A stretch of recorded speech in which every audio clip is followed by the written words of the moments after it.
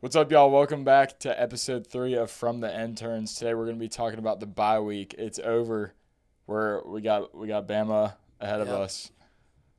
Yeah, I mean, this is going to be, I think this is going to be the biggest game of the year for Georgia, regular season at least. I mean, I think I said this last week, but when I looked at the schedule this year, that was the one that stood out to me the most. Just Alabama coming to Athens, first time in a long time. But really, last week, I mean, Georgia didn't play, obviously, but across football, Miami defeated Florida, and now they're number 2 in the nation. So I don't really know about that ranking. I think they're a pretty good team. Are they the second best team in the country? I don't know. I mean, they scored a late touchdown against Florida to win by a couple scores, but it was actually a pretty good game for the most part. 13-7 with Yeah. I think 5 minutes So left. that Um, I mean, I'll say how I saw it. Miami dominated them in the first half, and then it was just a completely different game in the second half. yeah. Carson Beck played average, had a pick. His first of the season, didn't throw any touchdowns, but Miami's run game did what they needed to do. I think was it. I'm pretty sure it was that game where they literally just blew a whistle dead, and the pile was Yeah, just yeah, yeah, fully yeah. still In the moving. There was Miami, yeah. fully Yeah. still forward progress, and Mhm. they blew the whistle Yeah. right when the guy broke away for a touchdown. So that was a little interesting. Sort of just gifted Yep. Florida's defense 7 points off the board. And But I think Miami's got Florida State next. I think they have a bye do. and then Florida State. So that'll be interesting. And then also Oklahoma beat Auburn, and now they're number 7 in the country. That was a great game. I really thought Mateer did not play that well. From what I mean, he did what he needed to do, but I feel like what we were expecting him to do, he didn't necessarily do it. I think the Auburn defense looked really good. So did Oklahoma's defense. That defense is legit. questionable They're good. call there early with Yes. that overturned interception Yeah. or fumble recovery for a Yeah. touchdown. And then also they had sort of what people have been saying is an illegal play where they motioned a guy, pretended like he was subbing out, snapped it, and got him with a Yep. deep ball. And then I don't know if you noticed. So one thing I saw was Auburn in the red zone. It was, I want to say it was also 4th and 6. Ran pretty much the exact same route concept that Georgia ran against Tennessee with the throw to London Humphreys to tie it. And they threw it up. It ended up being PI. Auburn scored. So I thought that was interesting to see a Yeah. very similar It route was, it was concept. very, very similar. And also with that, there are now 5 SEC teams inside the top 10, including Texas. They're the 5th at 10. But, I mean, I think that just says a lot about the SEC. I mean, it seems like everybody's just talking about LSU, I guess Georgia, that. But then there's a couple other teams in the top 10 that I feel like nobody's really talking about. And I think included in that is Oklahoma. I mean, nobody really says a lot about them. I mean, about Texas has been said. They're still number 10, but I have no clue who's going to win the SEC. I mean, I would assume it might be maybe Georgia. But I don't know. It's going to be very interesting. I mean, it could be a world where it's Texas, Oklahoma that meet in Atlanta, which would be crazy. But there's a very good possibility that there's 2 completely random teams that nobody's talking about. I mean, even Ole Miss, they're outside the top 10, but they're undefeated. They got a huge game with LSU this weekend. So there's a lot that can happen, and we'll just have to see how it goes, especially in the big conference that the SEC is now with the expansion of Texas and Oklahoma a few years ago. But You've even got Mississippi State, who's 4-0. exactly, they're undefeated. The SEC is fully open for grabs. And another big game that happened this past weekend obviously was Clemson makes it 1-3. I want to say 1-3. now, and with a Yep. loss to Syracuse, Fran Brown, Embarrassing loss. former I mean, defensive backs coach for Georgia, has those guys just ready to roll. He's just an absolute stud of a coach. He's always got those guys fired up. He's always saying things in the media that just everyone can appreciate, I feel like, as a football fan. And then that makes it the first time Clemson's been 1-3 under Dabo Swinney. I mean, I really like Dabo Swinney, and it's tough to see. I know Clemson's kind of a rival with Georgia, but I don't know. I don't necessarily see it that way. I know there's definitely history between the 2 teams, but of all the ACC schools, I've always kind of pulled for him just again because I like Dabo a lot. So that's pretty tough to see, and I think that I don't know. Are they going to fire him? Maybe. I think that'd be a pretty big mistake, but I think Nick Saban said something on game day where he was like, if you got to adjust with the times, and I really don't know if Dabo is willing to do that and start doing stuff with NIL. But that'll be really interesting to see what happens with them. But really, the big thing, on this podcast, we're just going to talk about Georgia, Alabama. I mean, this is the game of the week. I know. Well, I guess game day is going to Penn State, but it's just, I don't know. If you're an SEC fan, I think this is what you'd want to see: Georgia and Alabama. Nick Saban's gone; he's out of the picture. It's just time for Georgia to get over the hurdle. It's long due. Kirby's 1-6 against Alabama in his career, and it just seems like for the last few years, going back to the Kirby Smart era, every time Georgia has a good season, they'd go to Atlanta, they'd play Alabama and lose, and it would just break their season. So we'll just have to see how it goes this week. But what do you think about it? It's just this is the first time that Alabama has come to Athens since Kirby has been the head coach, which I think is just insane. The fact that they've played that many times, obviously a lot of that comes with SEC championships, the national championship, but just the fact that Alabama hasn't been to Athens since 2015 is just It's insane. So obviously Mark Richt was the coach last time they were here. He was actually at the presser today. Just a quick point. He was talking about his bowling fundraiser that he did last year, if anyone's seen that, where they raise money for Parkinson's, as he has it, and also for Crohn's disease, which his oldest granddaughter has, and she was there as well. And it was just really cool to see him and his granddaughter go up there and speak today. It was very sweet, and just Kirby Smart was there, very appreciative of Coach Richt, and definitely just he understands what it means. He sat in on Kirby's entire presser, and he knows far too well what this game means. Yeah, and I wasn't there, but I saw a clip. I think Kirby was like, "Y'all know who we play this week." When he opens it, usually he's like, I'm going to open it up. We're playing Kentucky this week or whoever, but this week he was like, "Y'all." I think the mission is very clear in the locker room where they know what they need to do, and I think, I would say they might get it done, but I don't know. It's going to be a great game, and I mean that Tennessee game, that was all you could ask for, but this might be even better than that. There's a very good chance that this is one of the best games in recent memory in Sanford Stadium. There's a very good chance of that. Yeah, this game already has a different sort of energy around it. Yeah. There are a bunch of faces that, are never in that press room that were in there for, what it felt like the first time that I've seen them. But, I mean, I forgot where I was going with this, but it's just a huge game. Georgia obviously has been through so many ups and so many more downs against Alabama. Yeah. But here's what I was going to talk about. KJ Bolden talked about how he's had this game sort of marked on his calendar for the past year, ever since the Williams play, where him and Julian Humphrey just got torched. Yeah. He's had this, sort of dream of beating them and being on the other side of that. And obviously those things are going to stick with you. Ryan Williams this game is going to just have so many guys with targets on their heads, Absolutely. And it's just a big game in the media. It's a big game for each fan base. It's, sort of made its way into a rivalry game despite the record. Yeah, absolutely. And I think one of the biggest things for me when I look at it, when I'm hearing from fans, is I'm hearing a lot of people saying Georgia's going to win this game by 2 touchdowns. Alabama lost to Florida State. They're terrible, whatever. Florida State's a top 10 team.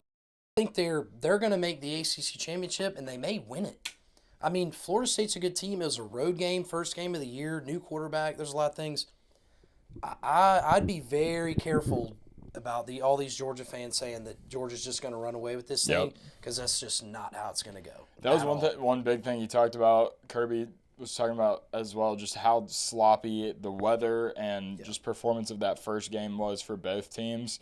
Sort of, more so he mentioned it for Bama, obviously, but he was talking about he doesn't think since week 1 he's seen Tyler throw a ball that ends up on the ground. He was just talking about his accuracy and his ability to just be an accurate quarterback, and he was very high on Ty Simpson, and just definitely was sort of making that exact point that you just made, talking about this this team is a lot better than a lot of people are Yes, perceiving it. absolutely. What are they? They're ranked below Tech right now, I They're believe. 17. Yeah. Tech is 16.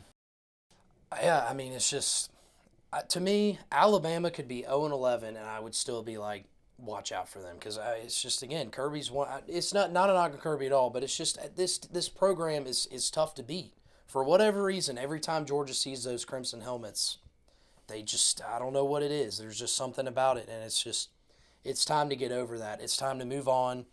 The dominant Alabama era is over. They're still a great program. They're still doing good things, but it's time to take care of business for Georgia, and it's time to just keep it moving, keep the momentum going down the tracks, and just keep having a good season. So Yep, you got a 2.5-point favorite spread there for Georgia, and I want to say the over/under is set around 53, 54 points. So, Vegas is expecting this game to be around 27-24, 30-27, that kind of range there. And obviously it's a big impact that Sanford is where this game is being played. Brett Thorson was talking about when there is a game that's so marginal in talent and how both these teams are so talented, you need anything you can get on your side to be able to make any sort of an impact. And Kirby talked about, night games are louder, obviously. The fans have more time to, I think he said, get prepared for it, which was funny. Makes sense. And obviously the weather's better. People are going to be more fired up for this game in general. But at the end of the day, both teams go out there on the field and they have to play. And that's what matters at the end of the day. If you can get a few false starts, fan base is great for that, but you got to execute football. I think one thing, if I remember correctly, Georgia played Alabama last year, again coming off a bye. I think so. So, and they were dominated in the first half. So it'll be really interesting to see if that's similar, if Georgia comes out flat from a bye, which if they come out flat against Alabama again, even at home, I don't know. I mean, Georgia, they came back from a big deficit last against Tennessee when they, came out flat again, but at least on the defensive side. But, I mean, if Alabama puts up 2 quick scores even at home, things could get pretty ugly quick for Georgia because I don't really know I think Alabama might be a little bit better than Tennessee maybe, and even at home, I still think if Georgia comes out flat again, it'll be really hard to have another comeback like they saw last year. So that'll be interesting to see how they, if they're coming out. I mean, at home, they'll probably have a lot more energy than they did when they played in Tuscaloosa, but that'll be really interesting to see just coming out of the bye week how they do.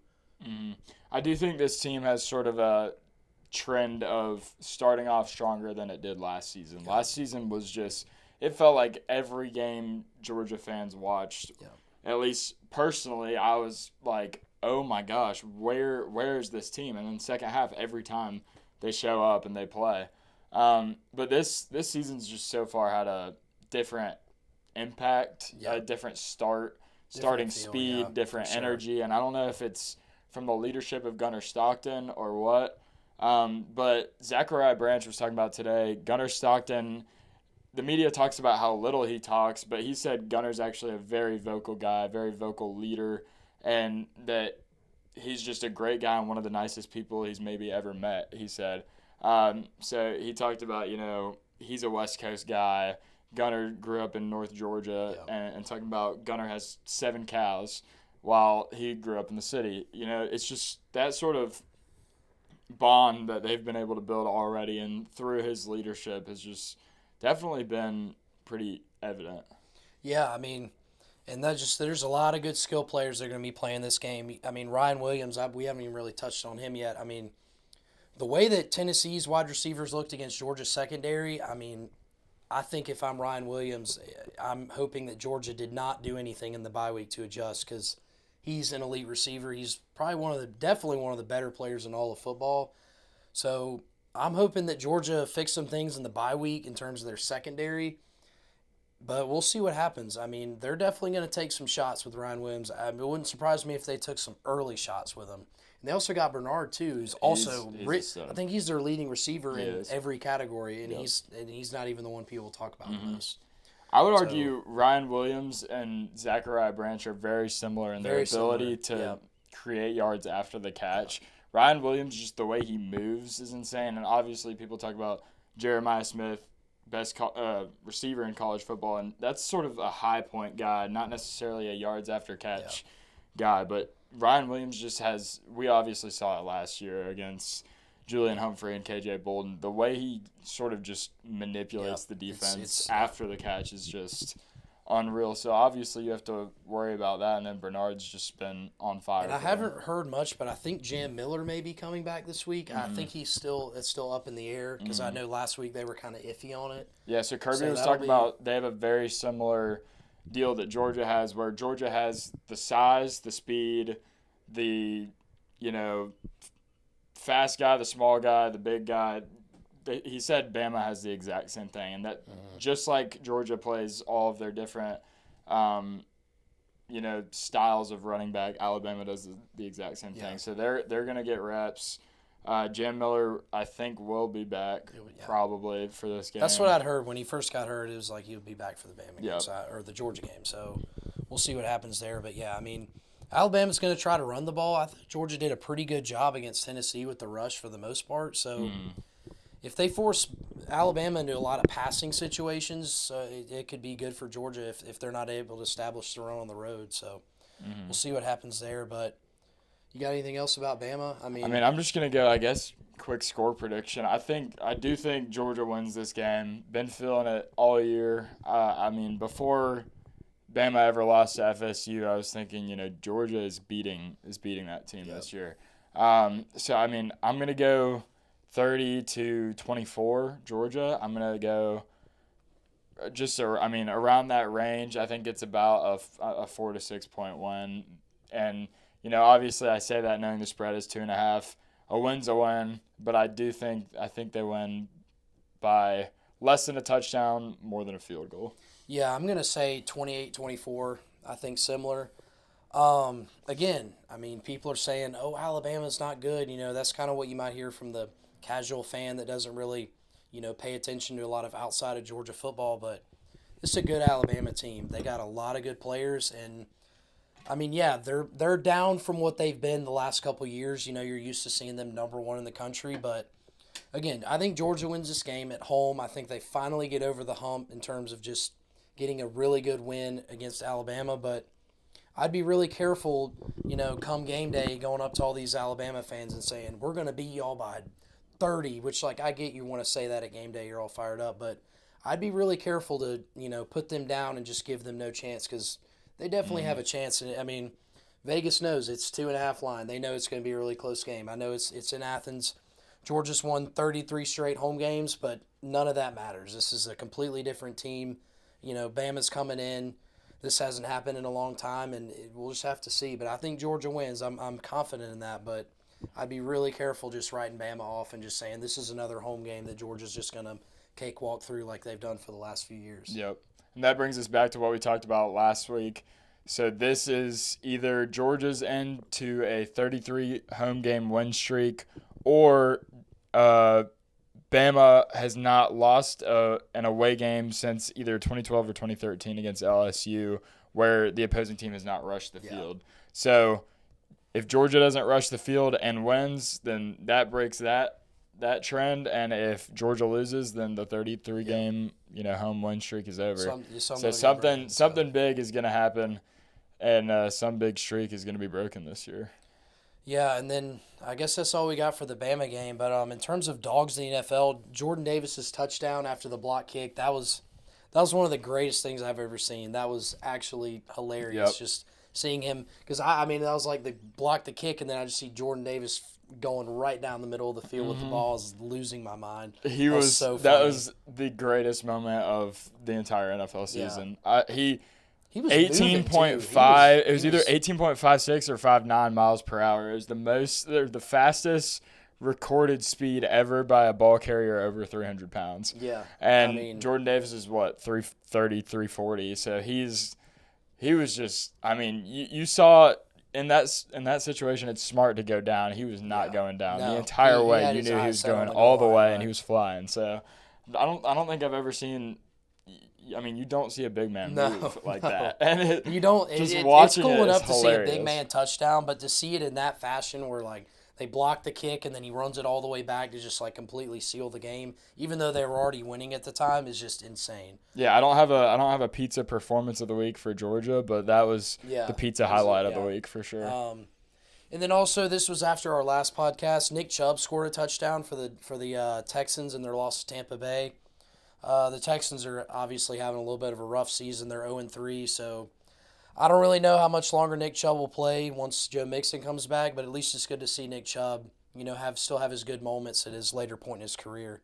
Still finding the end zone. Yep, it's always good. And then last thing, just we're going to go into our locks of the week.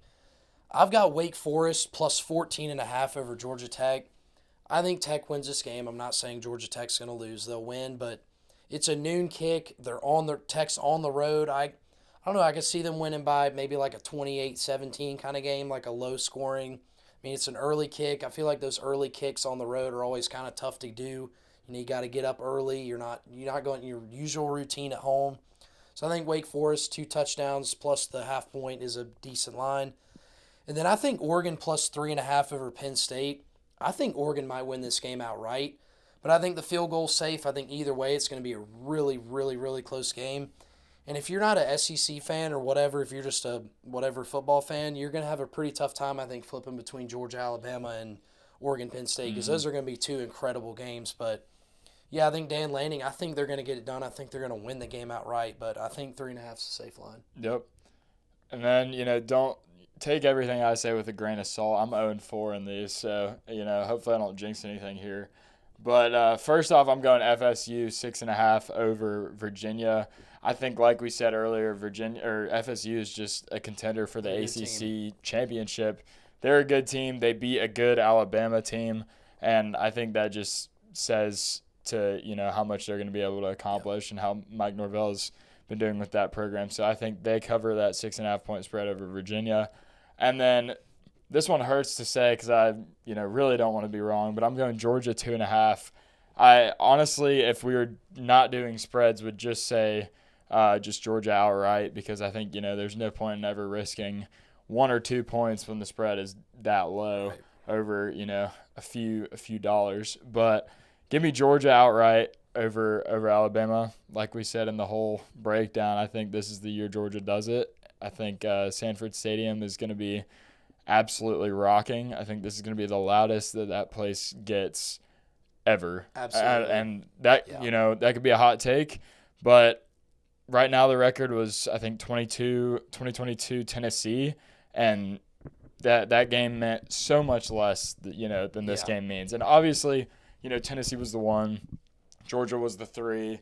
You can't take that disrespect, but just I feel like deep down that Alabama hatred runs so deep for Georgia fans. So does. I think this is going to be the time we see that decibel record break. And that place is just going to be rocking, and I think Gunnar Stockton's going to lead the Dogs. Yeah, and just last thing, and kind of off what you're saying, I mean, it just feels like there's a different energy for this game. Like, it's still early in the week, but you can just kind of feel like everybody's anticipation is just kind of like building up, and it's only going to grow through the week. I mean, it's Monday afternoon, and there's already people that are, just the buzz around Athens, you can just already feel it starting to grow.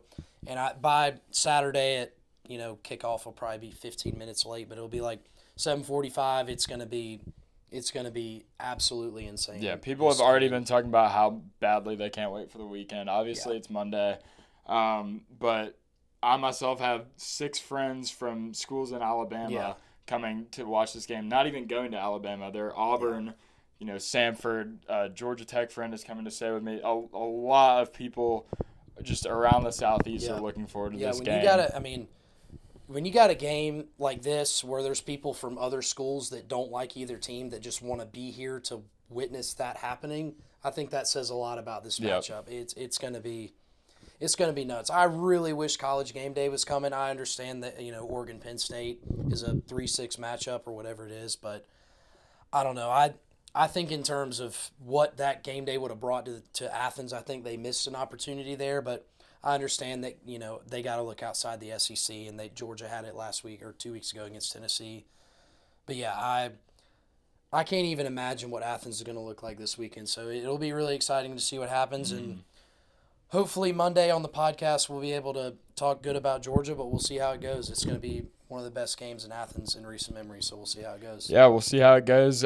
Make sure to follow our socials down below. We'll have everything to date of the game from the field on Saturday evening. We'll be going around Athens, maybe getting some score predictions. Maybe so, getting some just all the game day clips, pictures, footage uploaded that we can. And, like you said, hopefully we're talking good things about Georgia next week. Yep. But we appreciate you guys watching. Make sure to drop a like and subscribe.